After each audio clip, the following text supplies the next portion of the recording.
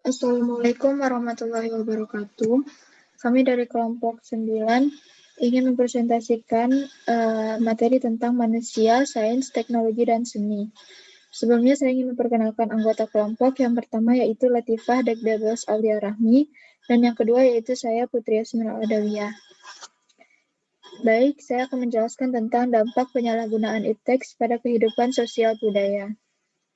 Banyak perubahan yang diakibatkan oleh perkembangan ipteks. Perubahan yang baik dan buruk selalu saja beriringan.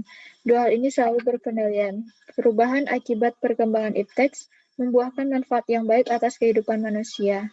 Namun, perubahan yang bersifat buruk membawa beberapa akibat yang tidak bagus untuk alam raya, contohnya seperti yang pertama yaitu manusia menunda-nunda silaturahim dengan sesama karena dengan adanya teknologi komunikasi modern, mereka dapat berkomunikasi dengan sesama meski berada di tempat yang jauh. Yang kedua yaitu manusia menjadi malas melakukan pekerjaan berat karena dengan adanya teknologi, tugas yang berat dapat diselesaikan dengan sedikit tenaga. Contohnya seperti mencuci dengan menggunakan mesin cuci dan yang lain-lain. Selanjutnya yaitu manusia menjadi malas melakukan pekerjaan yang lama karena dengan adanya teknologi, tugas yang membutuhkan waktu lama dapat diselesaikan dalam waktu yang singkat. Seperti contohnya yaitu menyalin ribuan tulisan dengan mesin fotokopi. Selanjutnya itu manusia dapat mengakses informasi-informasi yang berbahaya dan tidak mendidik dari internet hanya untuk memuas nafsu dan kepentingan pribadi. Selanjutnya itu problematika pengembangan dan penggunaan ipteks di Indonesia. Kemajuan iptek menunjukkan kemampuan intelektual atau intelligence manusia juga berkembang. Jadi teknologi selalu membutuhkan manusia supaya dapat diciptakan untuk peradaban manusia. Tetapi manusia tidak sepenuhnya selalu membutuhkan adanya teknologi untuk kehidupannya. Karena manusia memiliki intelektual, sedangkan teknologi tidak memiliki intelektual. Sebagai negara yang masih berkembang, peran iptek sangat menjadi gantungan bagi Indonesia.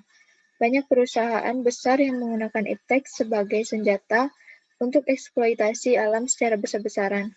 Namun problem atas pemanfaatan ipteks tersebut muncul.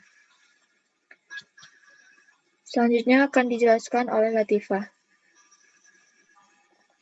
Ilmu pengetahuan teknologi dan sains sejak abad 15-an menjadi bidang yang fokus dikembangkan oleh para ilmuwan. Tujuannya antara lain untuk menggali potensi dan pemanfaatan alam sekitar guna kelangsungan hidup umat manusia.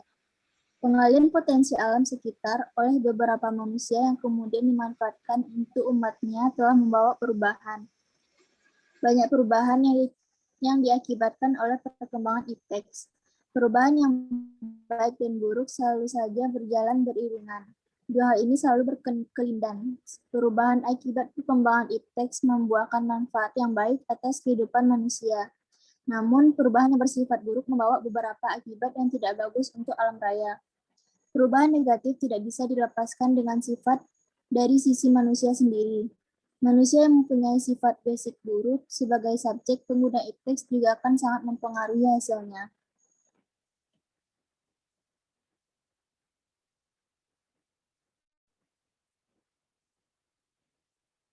Bahkan saat ini telah diciptakan robot menyerupai manusia yang bertujuan untuk menggantikan manusia dalam mengerjakan tugas sehari-hari. Kita jadi sangat tertolong dengan adanya teknologi yang kian lama kian maju. Namun di sisi lainnya kita jadi dimanjakan oleh teknologi. Manusia jadi malas, bahkan sangat tergantung oleh teknologi yang membantu mengerjakan pekerjaan sehari-hari kita selaku manusia. Jadinya, manusia tidak ada usaha sekuat tenaga untuk mengerjakan pekerjaannya dengan tangan sendiri. Padahal sungguh bangganya kita bila suatu pekerjaan dapat dilakukan dan diusahakan sendiri. Sebagai negara yang masih berkembang, peran ipteks sangat menjadi gantungan bagi Indonesia. Banyak perusahaan besar yang menggunakan ipteks sebagai senjata untuk eksploitasi alam secara besar-besaran. Namun, problem atas pemanfaatan ipteks tersebut muncul. Yang pertama yaitu pembangunan ipteks belum merata. Beberapa tempat di Indonesia masih merupakan daerah yang tertinggal. Hal tersebut disebabkan karena akses yang sulit, sehingga untuk membangun sarana penunjang ipteks di sana belum terlaksana. Yang kedua itu budaya penggunaan ipteks yang belum berkembang. Budaya yang berkembang di masyarakat Indonesia pada umumnya adalah hanya sebagai penikmat hasil ipteks. Budaya untuk mempelajari dan menggunakan ipteks masih kurang, padahal pemanfaatan penggunaan ipteks yang maksimal bagi masyarakat Indonesia akan memberikan efek perubahan yang besar. 3, yaitu terbatasnya sumber daya ipteks. Manusia yang menjadi operator dari ipteks juga sangat mempengaruhi. Kemampuan dalam menjalankan sebuah program maupun alat merupakan faktor penentu suksesnya ipteks berkembang dan dimanfaatkan. Di Indonesia, sebagai negara berkembang masih belum mencukupi untuk mencakup seluruh bidang ipteks di lapangan.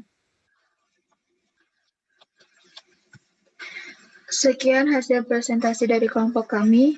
Jika ada yang salah, mohon dimaafkan. Assalamualaikum warahmatullahi wabarakatuh.